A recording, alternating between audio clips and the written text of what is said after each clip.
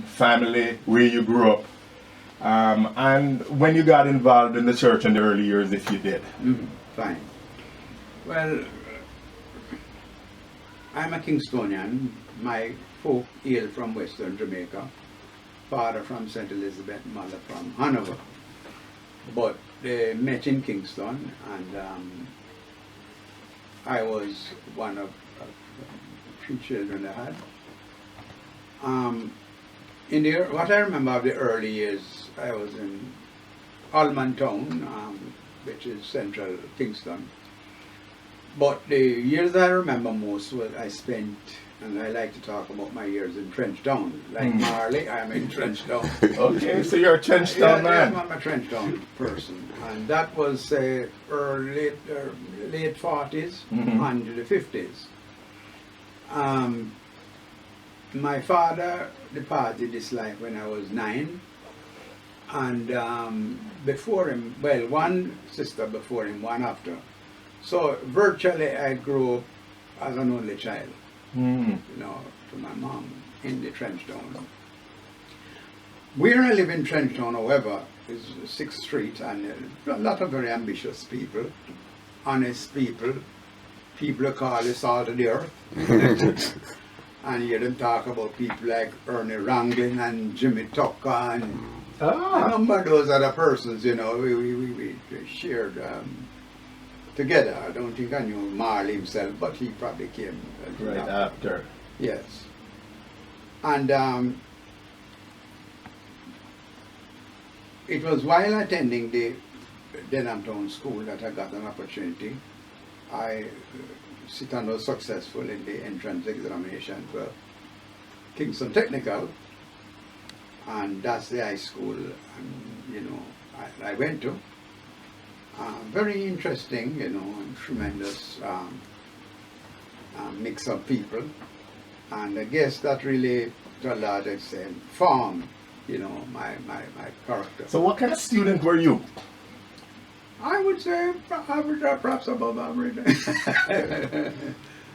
I would say not involved in many things, but I was particularly also interested in some of the extracurricular activity. For instance, we used to be involved in a debating society, and we had people like, you probably heard of Roger Rainford. He was at one time the CARICOM Secretary General. And he might have been the only Rhodes Scholar that came from Kingston Technical. He was there. Okay, so a former Rhodes Scholar. Yes. Were you involved in church work then in those early years? Did you go to church? Did your mom go to church? Not on a regular basis. I had stints, for instance, because persons living, as they say in Jamaica, the yard that I live were of the Seventh-day Adventist persuasion. So I had some time looking in the Seventh-day Adventist. I was not a rigid Sabbath keeper, but I attended church with them. Can I say anything? You went on to become head boy. Yes, at Kingston Tech. Yes, I went on to become. So tell us a little bit about that. Very interesting. I guess not many persons before me would have hailed from Trenchtown to head boy at KT. Yes, very interesting. What was required there? You know, leadership generally, especially reading for the morning worship and taking charge of the boys when they were. In fact, it was while we were there that the school elevated the Manning Cup level, the Sunlight. We used to play a thing called Evelyn Cup. Right. While I there that we entered into the Sunlight era. So I can't say I was a avid sportsman. My job, of course, when we move around with the team, my job was to make sure that when the team go to various venues that the behavior was acceptable. Okay, as head boy, you monitored performance. I monitored the performance and make sure that the school reputation remained intact. So let me ask you, I know you love cricket a lot, and still attend a game. So did you play at all while you were at Not in a major way. Not very competitively. Not very competitive, but because we live in close proximity to to Boys Town, then I was able to see the rise of things like the Collie Smith of this world. Right. Know? And in fact, Frank Worrell offered to become the captain of the Boys Town side. And the influence of men like Father Hugh Sherlock. Right. You know. Boys So Town. while I was not a member of Boys Town, but I related closely with persons. Can you were in, Yes. in the vicinity? Yes, and the love for cricket, I guess, was honed there, you know. Mm-hmm. So let's kind of switch gear a little then and talk about adulthood. You know, 21 on. Where were you in your life trajectory at 21? All right. Well, I came out of high school directly into the working world. In fact, I was recruited while in high school. A team from the telephone company came, interviewed us, offered me a position, so I really didn't have to. In fact, it is in school that I wrote my application to be involved. And the truth is, we never had another job since, never needed it all through. But it was in about 56. One of my friends and living in the neighborhood, fella called Mika Folks, somehow he and his father had gone involved in the church, came back with the good news that he's a Christian, and how I got involved with the church, I came as a spy. Nobody had believed the report that he was giving. So I was told that I should go and spy. But they said that they figured that it must be some type of pretty girl he saw, and that is what had struck his interest. So his case was tried, he was found guilty when they didn't have his evidence. So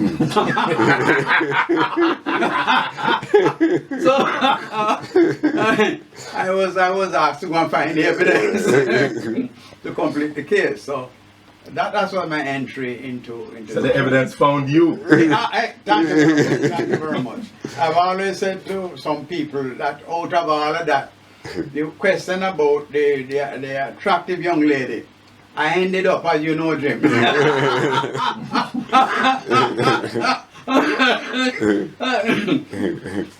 Yes. Yeah. So let me ask you, because you spent your entire working life with a Jamaica telephone company. I certainly did, yes. What kind of barriers did you face along the way, and how did you deal with them? I do not face any barrier. In fact, when I went to the telephone company, for instance, Jim, I work in what is the exchange, they used to call it the automatic. Mm-hmm. And the truth is, very few people of my color was in there. I mean, people of my color would have to work in the outside plant. Right. So that's where you belong. So I remember I was there. Very few people like myself. A fellow named Anselmo Malcolm, who is the brother to Carlos Malcolm, you know, Afro-Jamaican. Oh, right, Afro, right. Himself and Logans and a few others. But most of the other fellas that were in Validate were of lighter hue, you know. So, but I didn't have a barrier. Thank God, you know. I met some very good people. And in any event, I wanted to prove myself. I thought I wanted to be the best worker there could be. So things like when Deadman will tell you at that time you had this Trojan equipment, and it required testing continuous. You test and test and test to find faults. So it become repetitive. So my approach to it was to, as far as the testing process is concerned, was to set records for myself. So it didn't become boring anymore because I had record going after. What time I could use to the quickest time to the testing that I had to do. So it became a bit better fun, you know. So it sounds as if like you got opportunities that you seized and that things worked well for you. Yeah, thank God. One of the opportunities, Jim, is that it was while I was there that the class, of course, was began because, in fact, the principal at Kingston Technical School came here to be the principal for what they envisioned as a polytechnic class. it so happened that Cass was not ready at the time, so they asked him to be the principal at Kingston Tech. You know, so it was just about that time that, you know, we were breaking ground with Cass. But they decided that to give the persons the best opportunity, they should start a telecommunication course at Cass at the time. And I was one of the first students in that. Man named Hugh he started the telecommunication course. And in fact, some of the teachers that taught me were those that taught me in. But your question is, the whole question of, as I tell you, the ministry started. Right. When Bacchus was at Penwood for some time, Vincent Graham, on our encouragement, had gone off to Ozark. But I noticed that the deficiencies we have was that the missionary would come on a Sunday and on a Wednesday. Very little else happened. Right. So they weren't like pastors. They were like almost satellite. There was not a Preachers, teaching program. And above all, there were not even an idea that persons were encouraged to be good stewards. You know, this person was coming, you didn't know we got paid, he preached. When you really can't say anything because, you know, you're not paying for his scheme. Right, you don't have a structure in place to accommodate him. So I brought the idea forward. Why don't we invite Vincent Graham to return? And so at my own expense, I traveled up to Ozark for his graduation. And a letter which I virtually penned. And I said, Vin, why don't you consider coming back to Jamaica? He took up the offer.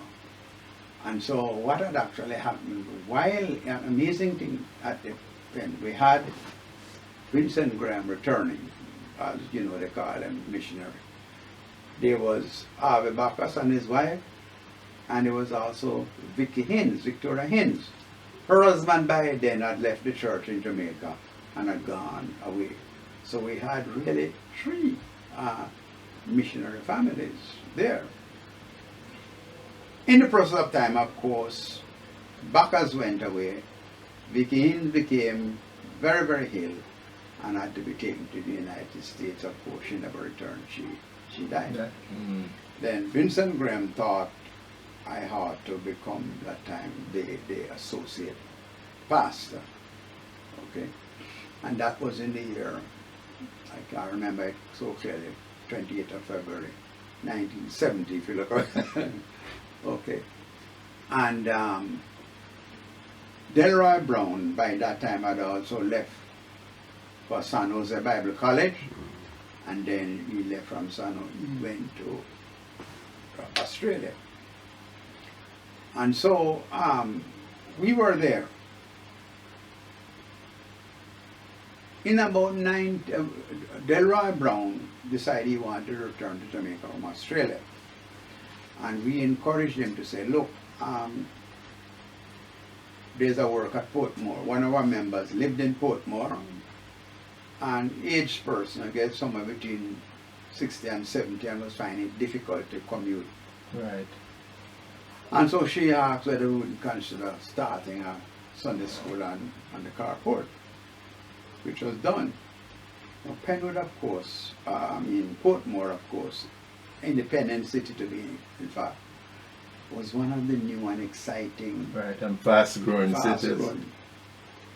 So, Brother Roy came with his wife, she's an Australian, and they were there 72.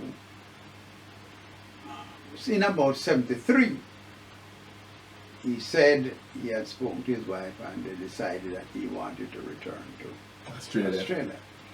So he asked, couldn't I consider sharing myself between Penwood? So you were the assistant pastor at Penwood at the time? Yeah, the associate pastor at Penwood. So he said, in fact, I was living in the same community here. would you consider, and he said, listen, what I will do, I will ask Brother Raphael Walker, Senior, to do the same thing. He was out in Utah, if he wouldn't share. And so we accepted that. I went back to Australia, but a strange thing happened, Brother Jim. The first Sunday I went to Independence City, and I looked around. I know the Lord spoke to me, but in returning home, I said to Sister Mara, I feel the call of the Lord, you know, that this is where we should be. She, of course, was shocked because her mother and everybody, everything she knew was in Penwood, and right. she couldn't understand that. We didn't even have a chance to discuss, how could I decide like that? How could you get such a vision? Yes. But that was it, Brother Jim. And so we moved and we started to work on a carport in Independence City. So talk a little then, because I imagine by then you would have been moving in the telephone company. Yes. Like your In fact, work, they would have been growing. Yes, I think at that time, Jim, I had a senior executive or Close level. to it. Yes, I was the head of the department, somewhere there. So, Right. so talk about family life. Yes. Having a young family, a new church, and responsibility at Now, work. here it is, At work. Jim. I have you mentioned that because this is where the challenge lies. In fact, my last daughter was only 2.5 when we got there. That's Petra. Petra. Yes. Petra, right. And we had 2 other children, Right. Paul and Paul and Peter. Peter. But what had actually happened, the truth is that we had encouragement from Person, Brother Thompson, Brother Mulling, some other people that, yes, when I told them of the vision, and so I went on. But Brother Jim, early, I had looked at some of the errors, and as I said, the errors and deficiencies. I didn't want to be involved with this depending on the American support system. In fact, while I was at Portmore, my name Don DeWilt, who was one of the persons who supported Vincent Graham, had come to me to ask me whether I would not consider resigning my job at the telephone company, and what I get for remuneration, he would replace it with American support. I discussed it with my wife, but it was not a long discussion. We just said, no, I don't want to go down that road. I should also tell you that we were married in 62. What men didn't say to you, Jim, is that the very year I was engaged, this is a little Malcolm, is the very year that Lloyd Morris told me he got a scholarship for me to attend a Bible college that he had attended and done attending in the That was United is States. that Minnesota Bible College? Minnesota, yes, I was offered, and of course the plan for my wedding had been far advanced. I was okay as far as the job is concerned. So then I had to tell him thanks but no thanks. I felt that with everybody else going, maybe it's the will of the Lord that I remain. That you stay. Yes. So, but just in terms of managing, like your family, like the church work and your job, like how did you juggle that? Tremendous challenge. In fact, I operated from 3 desks, right? One at home, one at work, and one at the church. So it's a sort of musical desk, right? I just simply go from one to the other. And beside that, well, I believe that God had provided for me, so I didn't need to take a salary from the church. And so for the first 24 years of my ministry, I have never asked the church to give me a gallon of gas. Wow. Never. So, if you could do it over, like thinking about ministry, no, not so much work. If you could do it over, like what would you do differently? I want to say no. I don't know that I would do anything differently. One thing I would do differently, what I should have done, when I said I didn't take a salary, I really should have taken something and given it back, right? That's what I found out one error I made. And build a structure in place where the church get used to doing certain things. Indeed. I would do that again. But as far as I don't know, it's Brother Jim, I just have to call it oh God work. Oh we did it. Yeah. I know we started that we had some gospel concert, and if you remember that, that was one of we have tried to raise funds. At one time we had a sugarcane mill and we had juice and so just a number different of things. things. Yes. We got involved with the Faith Promise, and that is how we had got funds to start. One morning, interesting, Jim, I asked Winston Graham to accompany me. Just go on the street. The first place, Old Oak Road. Would you believe it? I remember a fellow there, George McKinney's or whatever it is.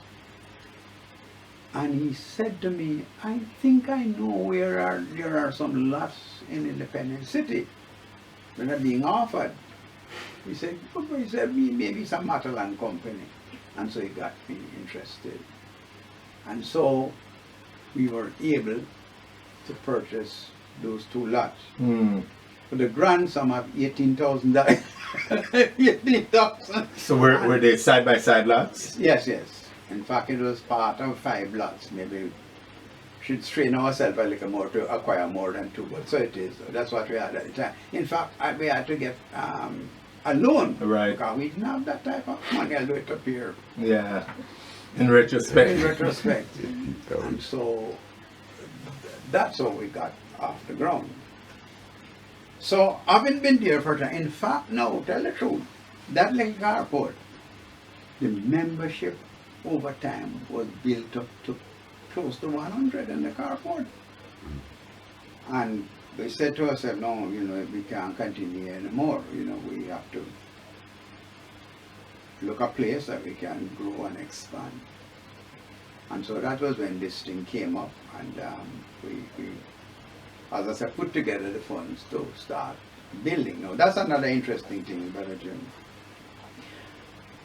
One of my schoolmates from Kingston Tech, Clarence Wallace, of pleasant memories gone now, had said to me, I had gone to Brother Baker, who had done a drawing.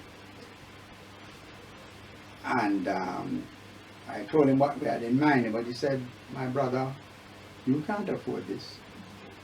I said, listen, I know a man named Hyde, Stafford Hyde. And he operated from Lady of the Avenue. He said, I think this man can be of help to you. So we went together, Stafford Hyde and another named Carl Bellamy. And they said, no, look, we will change the structure. We will essentially put steel instead of straight concrete beam. So we put steel, and then you can encase the steel. And so that fella gave me a loan, I believe it was $120,000. Jim, the man gave me a loan only on his signature and my signature. Wow. We didn't even have a witness. It's amazing. And no security or anything. No security. And so he said, he got it. That's one. Secondly, Lawrence Fassad, a friend of ours, Harry Fassad, Harry's brother. He saw me, came and said, Brother Mal, I know how this thing goes, right? You have a problem. You have to start and then you have to finish. He said, I can reduce your problem, I can give you a start. Then you have to worry about the start again. You don't have to think about the finishing. That's a blessing. That's a blessing. And so he got involved, got the foundation dug, and over time we paid him as we could afford. And you weren't under pressure to pay it. The building took shape. In fact, if I fast forward when that building, I think it was 86 that we moved in. When it was finished, but I was in trepidation because while I was able to pay his workmen, his payment for supervision and management of the whole project, I was in great trepidation. What is this man going to ask? And how are we going to pay? And I must tell you that when we opened that building, just when we were, it was partial, but we decided to dedicate the smaller area. When we concluded, and I said to Lawrence, well, Lawrence, tell me the damage. And he said to me, Brother Mal, that's my gift to you. Wow. Yeah, I tell you about the miracle, you wouldn't believe it. So that's how it started, but then of course, Virgin, the key now, two key, to teach our persons stewardship.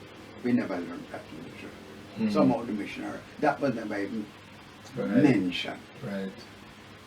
And two, we had a group of young people, young, bright people. And so we grew up with them. In fact, my recollection is that at the start we have two adults, myself and a chap named Glenn Wilby was coming out of Kingston, Casey. A little later on we had the Ramsaran family joining us, but very few in the way of adults. So it was a case where we had to build from nothing up. Along the way, of course, Brother Walker decided that he probably should confine his effort to Yorton. So he went off to Yorton. But all through we had help from God provided, you wouldn't believe it. For instance, where we are now, it's zoned for commercial use. So there was a big struggle with town planning, whether we were going to get the approval with a church building there. Again, fortunately, one of my schoolmates, he happened to be in town planning. And so he assisted us in getting the approval. The condition was, though, ever listen, it is zoned for commercial. If a person chooses to build a bar beside you, you cannot object. You can't complain. You cannot complain and you cannot object. That's the way to take it, right? Yeah, but like get the rest of it worked out. Yeah, indeed. So let me ask you, and like this might cause you to dig in and leave out some favorite people, but who are like some of your role models, and like maybe name 3 people in ministry or out who these are the people you admire the most that has aided your work as a minister. Well, I think very early we had a chap in my early years, a fellow named Frank Dent. You heard that in Church of the Firstborn. He was involved in my early Sunday school. I did mention, of course, that fellow named Calvert Carris, the one who started St. Stephen. For a short while I went to Congregational, part of United Church on North Street, Princess Street. They used to have a primary school there, well, what they call a junior school, because when you graduate you go to senior school. And he, have a serious impact. And of course some of the persons involved, a fellow named Walters in the Adventist. And then of course the fellow, the missionary called Grace Ensign. As far as how he influenced me really was discipline, timekeeping, honoring your word. He made some very, very serious impact on my life where that is concerned. His word and his bond. In fact, if you visit him and you promise that you're going to be there for 2 hours, and that's the expectation. No. He tell you it's time. You don't this instead of you say you'll be here for 2 hours. It's time to go. So what about preaching style, is there anybody that you pattern your style? Because I remember you doing like Vesper at camp, and Yes. you know, there was just something about your style that I liked. I mean, I'm attempted to model it in any way because you know you're one and only. But who did you like look at or look to emulate in your preaching style? Put it this way, Brother Jim, I don't know that there are a number of persons, but I used to be a person who visited and here at Keswick Convention. Right. They used to have some first class, a lot of Englishmen coming. Yeah. J. Sidlow Baxter, Stephen Alford, a tremendous number of these persons. Even Billy Graham has Billy been Graham, to a couple of Keswick Keswick Convention, you know, they used to bring some tremendous preachers, a guy named James Earl Massey. Where did he come from? He's an American who associated Church of God. And these people made really very serious impact. So I can't say there's any, it probably is a combination. Jim. I don't think there's any one. So you develop your own style, indeed, observing a number of people. Yes, very much so. So let's talk then a little about the Churches of Christ in Jamaica, as you understand the history. What has been the church's biggest success in your judgment? The biggest success Yeah. is to me, and the thing that I admire, is to put New Testament Christianity front and center, where you don't have to be a denomination. You can be the church, plain and simple, following biblical principle. This was quite, to me, quite new and different. And you were encouraged to study the Word of God for yourself. There's something you didn't understand or you disagreed with, you felt free to go to your leader and say, we want to discuss this with you. It's not sort of like that, you know, it's cut and dry. This is denominational policy. Right. Or the bishop said that's the end of it. We were encouraged, you know, to research and to discuss. Study and to have conversations. Yes, indeed.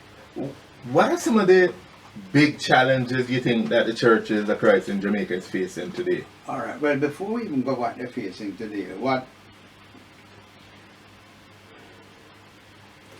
the Churches of Christ are in their history. Well,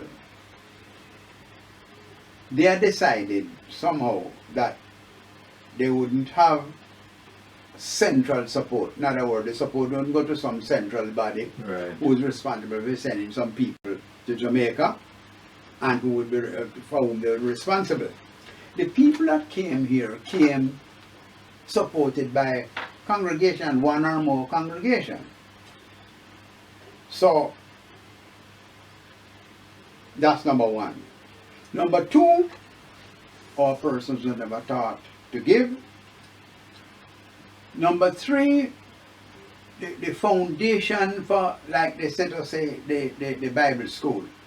It was set up in a way that had really no future to it.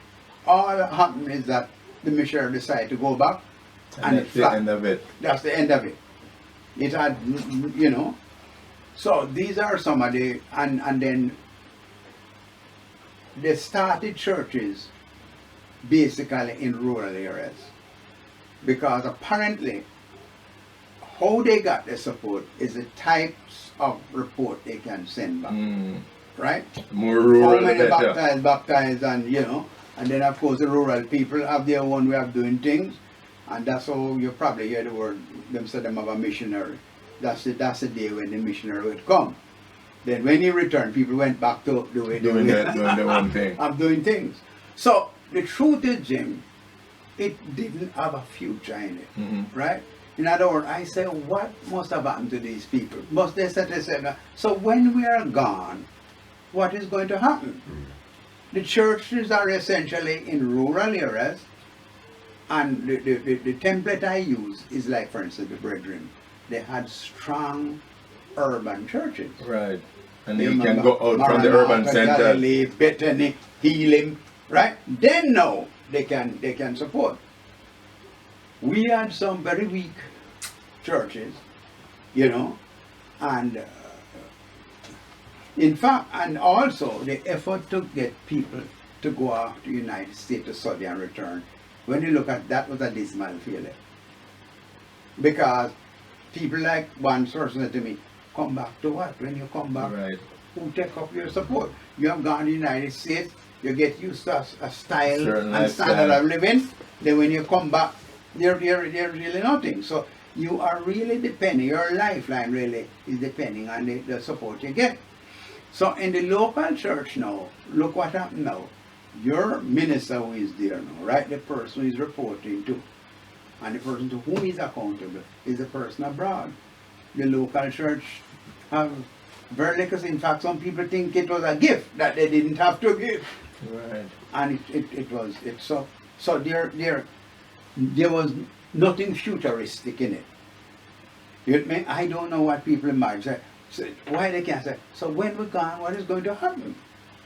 So are we in a better place to, I'm sure we are, but are we positioned to thrive and survive where we are with the churches today? To me, I'm just beginning to see that we have put a structure in place to talk about. We have a charter of cooperation for the first time. Right. Because how we relate to each other, it was just left. In fact, the fact that a person have a tag out the Church of Christ, well, it's one of us, but there was nothing to it. There was nothing to say how I'm responsible for you and how you are responsible for me. Nothing is written in any place. No structure Everybody that you could look to. Yeah, not structure you could look to. And everybody talk about this thing called autonomy. But autonomy, you talk to 10 people, and Yeah, they 10 get different meanings. 10 different meaning as to what autonomy So means. since you raised that, what's your take or position on autonomy? And tell me where it works and where it doesn't. I've not seen it work any place.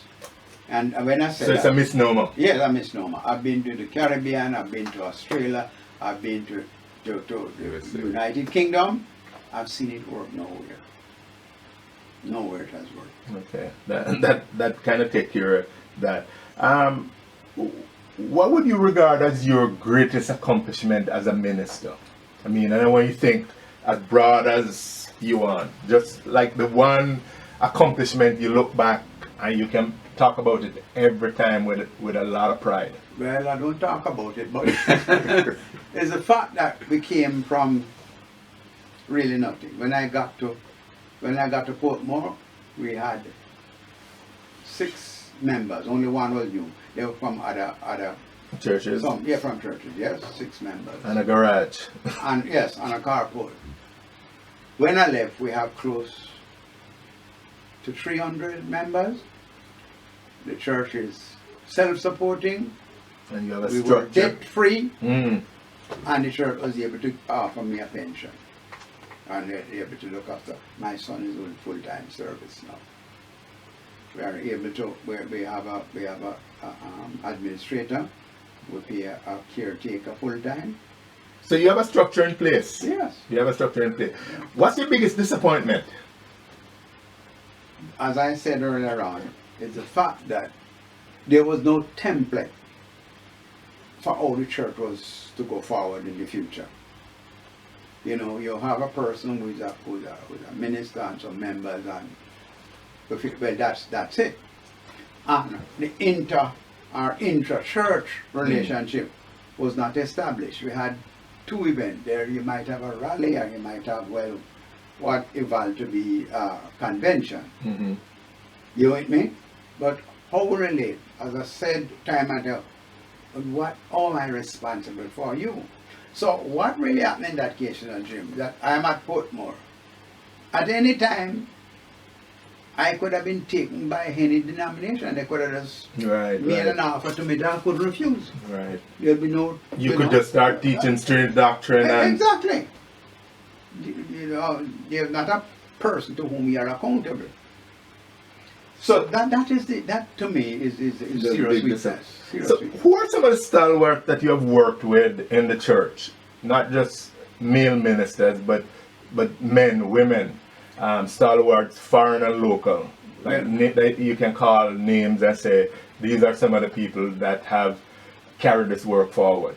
Well, one of the persons that have influenced my life, and to Doris Blackwell, right? When as a youngster, I remember clearly I've said I went to state. Doris asked me to come and spend. That's up in Beachertown? Beachertown, yes. I think I spent a week or maybe 2 weeks with her.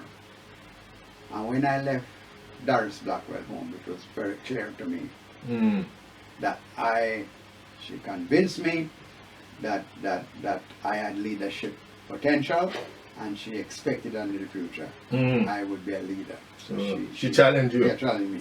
I've already mentioned people like Grace Nensign, people like Pastor Mullings, and I influenced people like Albert Thompson, people like Vincent Graham. They had some influence on me. And strangely, one of the person, his style and his manner, people like Solomon Levy. Now, again, just my ears are restricted to that. His style and his manner of delivery, right? Those, again, they left the church, without having a structure that was sustainable. So those are like some of the people that comes to mind. Those are the people that comes to mind. So, but of course, other people in other, right, but we call them also influenced. You are, and pardon me saying it, but like you're in the twilight of your years, and you're still active in ministry. Yeah. But like you're not like gung ho like you were. Like you have to slow down of necessity. Yes.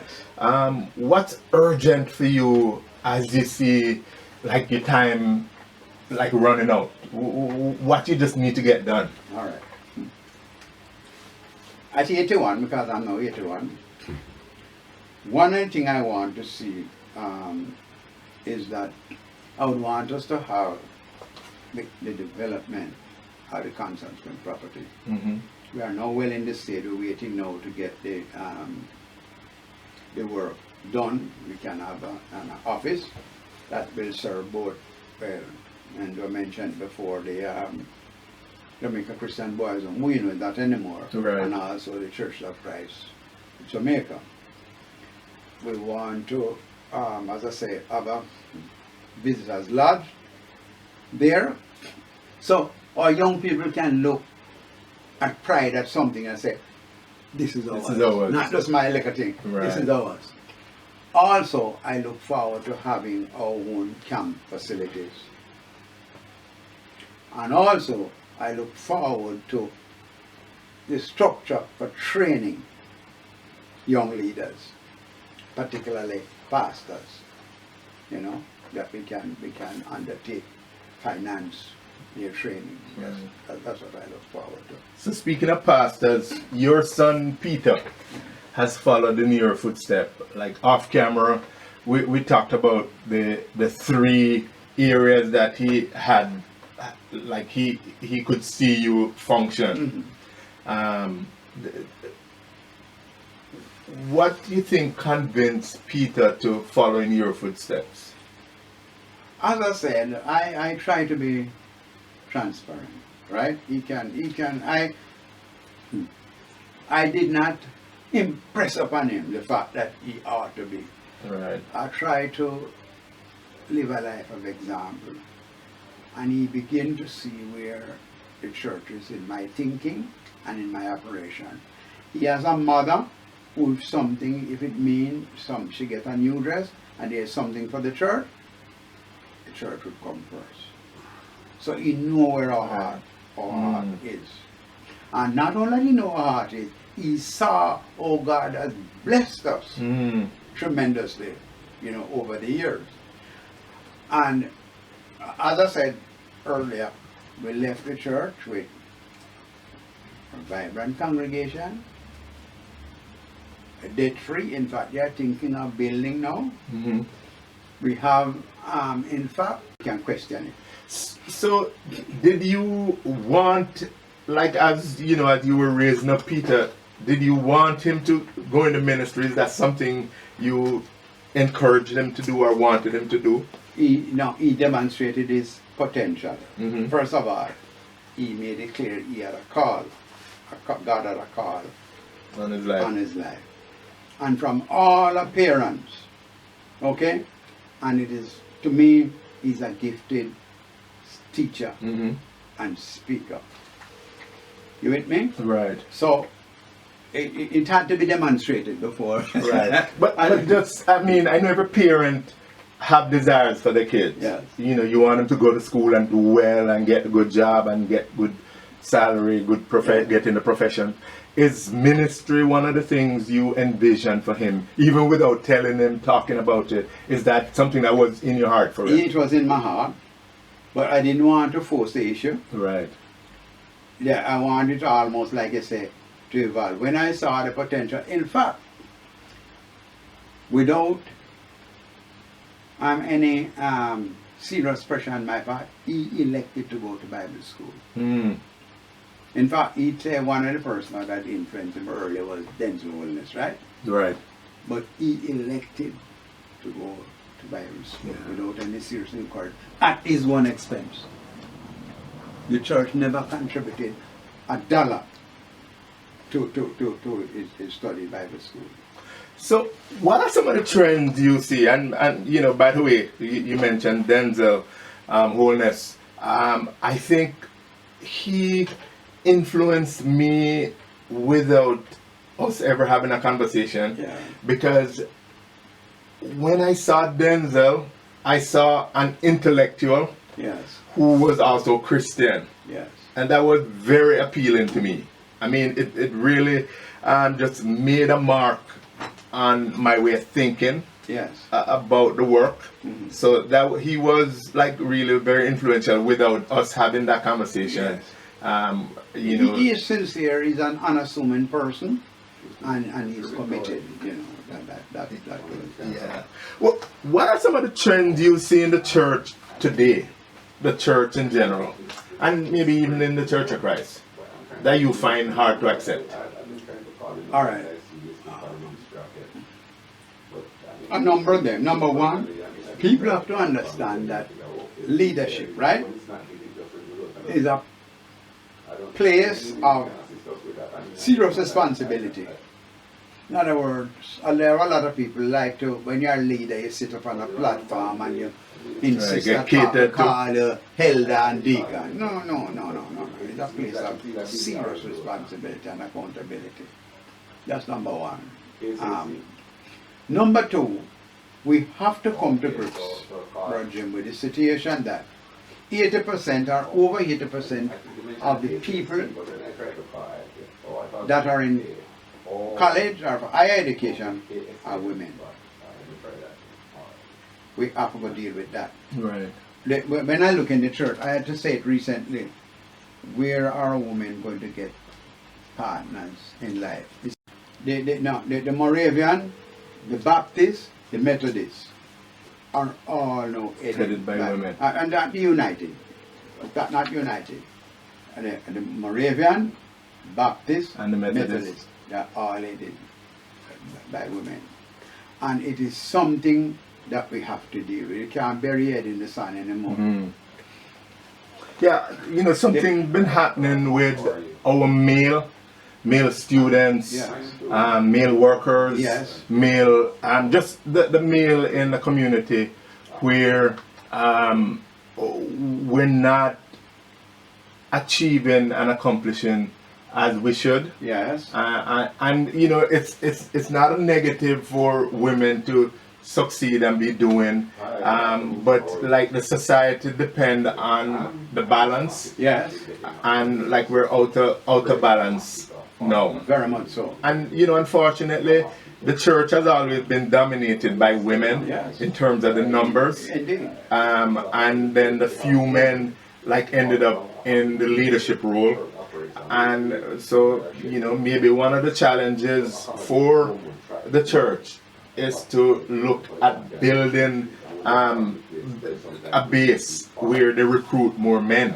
But and not only so, I've been thinking about this, Roger, man. I think what is happening is that we have quite a number of qualified teachers, and we must look at where we see some of these promising young men and decide that if there are areas of deficiency, the church take over.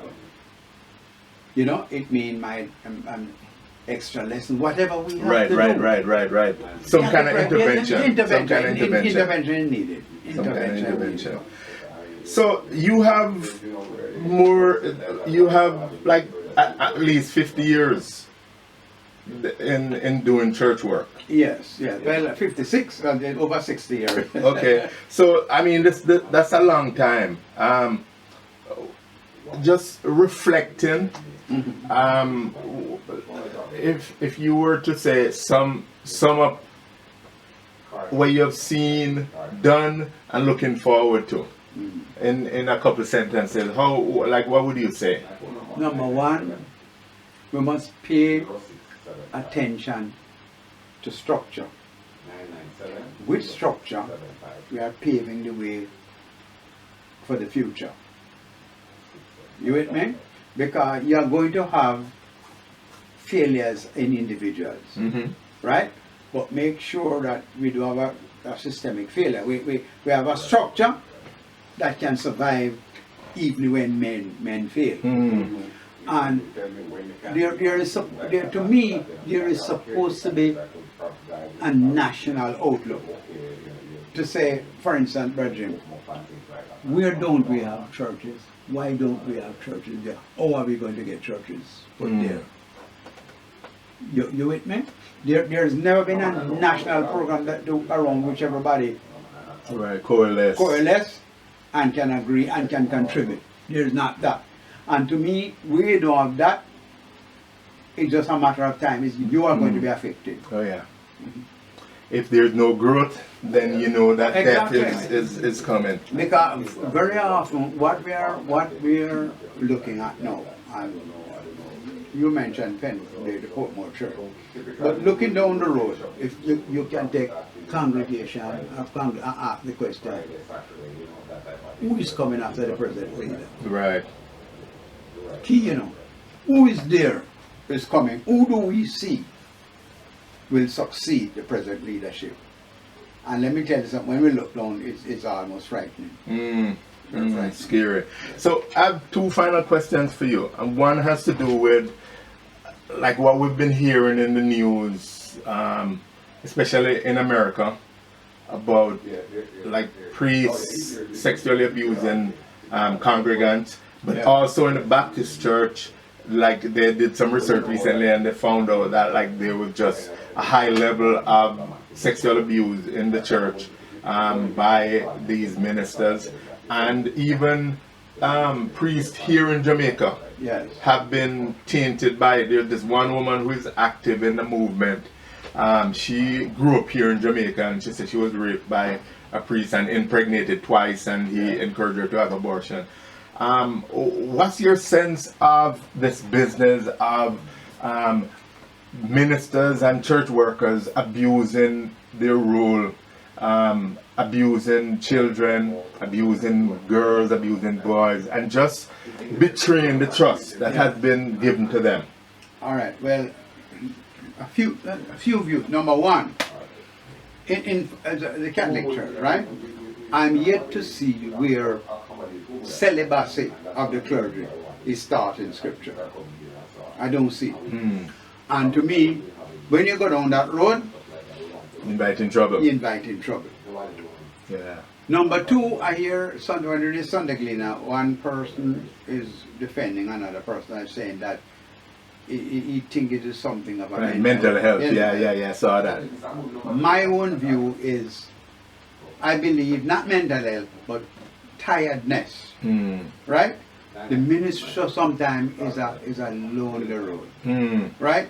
There isn't a support system built around leaders and pastors. You don't have that. Right. In fact, where I've seen it work is a group of pastors get together and they cover and say, listen, we are going to hold ourselves accountable to each other. And listen, you say, if there's anything in my life that you see, yes, you need to speak to it. and say, Lana, and him say, give me the right. If I'm not satisfied with the answer you give me the right to ask you What why. about your problem? You hear me, Jim? They say, and that's a covenant, right? That's a Jim. If I see something and you give me an answer, I'm not pleased with it, give me the right to ask follow you why. up. To ask you why. Yeah. And the same thing for me. I'm open. You can check with my So it's a covenant relationship between clergy. The clergy is alone out there, Jim. There's no support system. He is supposed to help everybody. There's Right. nobody. And the pastor must understand our vulnerability and build a defense around us. And because, you see, Jim, the fact is that, as we say, that's why I've always said, pastors, if you notice, pastors have daughters, right? I don't know if you ever notice it. But, all right. We understand and we care for women, right? And it is not uncommon for people to put their trust in you and for that trust to be abused. Mm-hmm. So you have to build in the safeguard. Don't wait until the trouble starts. Right. Build it from now and understand and test it. Right. But Paul said, be careful when you think that you're strong. Exactly. Lest you fall. Exactly. Yeah, you have to build safeguards against that. I think a lot of people willing to tempt fate. No. You the pastor minister to everybody, who minister to the pastor. So the research has shown that there is high level of stress and just serious mental health challenges for ministers because again of the sense of isolation and the elevation that we give to people. We put them on a pedestal and so they're above looking down and less more mortal as it were, and they face the same challenges as everybody else does. Indeed. But then, as you say, who do they go to? Who do they go to? The other thing is, what pastors do understand, because, listen, your first responsibility is to your family, not to the church. We can get so caught up and tell you, boy, I understand, man, I'm doing this for the church. We beat down the wife and children. You understand? No. God give you your first responsibility. That's the primary unit, the family. Your family. The family. You neglect that to your parents. So, tell me in a word, not just one word, but this is the final question for you. What do you want future generation, like people who don't know Brother Mali, to know about Winston Malcolm?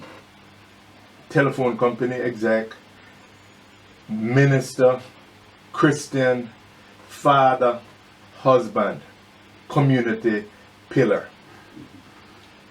That God found me and has blessed me in so many wonderful ways. I can't repay him for his blessing, but I'm going to try to find ways to please him. I know I can't repay. I cannot, right? But the interest, I maintain an interest in the church and what is happening. Nothing that some people call it a visionary, but quite a visionary is one thing, but to be caring, right? One. Two, I have a way of attending people at the details, right? Somebody going to, somebody with the best will ever, somebody is, in fact, although I'm a Christian for 63 years, my wife is a year older. She's my senior. I'm Brother Jim. In the faith. In the faith. I'm senior in years, but she's senior in the faith. Let me tell you something. When you talk about the great fortune is a woman who loves the Lord, who is encouraging and not afraid to criticize it. So it's that in a home. She don't accept, right? She's not afraid to criticize you, to point out your shortcomings, and prompt you to do better. I can always count on her prayers. But Jim, it doesn't matter where I am. I can tell you, now when I'm in here with you, she's praying for me. So she has been a helpmate and a helpmeet. Let me tell you something, man. Let me tell you something. I owe it to her. She's been tremendous. And I have a set of children who understand. And I must tell you, Jim, as you say, because the demands upon me, I cannot say I was always there when they needed me. I thank my wife for filling that role, right? But I tried as best as I could. Any important event in their life or in their school, She was there. no, I made, not she, but we were there. Mm. In fact, my children, they say I have a home device. Even before cell phone. And I tell my children at the stadium, I'm going for them. And I'm not coming back Without them. I'm not coming back without them. They say, I have a homing device. I'm finding it. So, Brother Jim, if there is anything in which you feel you need further clarification or explanation, do not hesitate. You can call. I won't. And, thank you. Details. You with me? And I continue to say I am a very simple person committed to the work of God. Amen. All right. Well, Brother Malcolm, I thank you so much for sharing your thoughts. I appreciate you allowing us to take your time and invade your space and ask you personal questions at time. Yes. And I appreciate your frankness. Yeah. And just want to say you have been a blessing in my life as you have been in the life of many. Yes. And I wish you every continued blessing Thank you. and every good thing.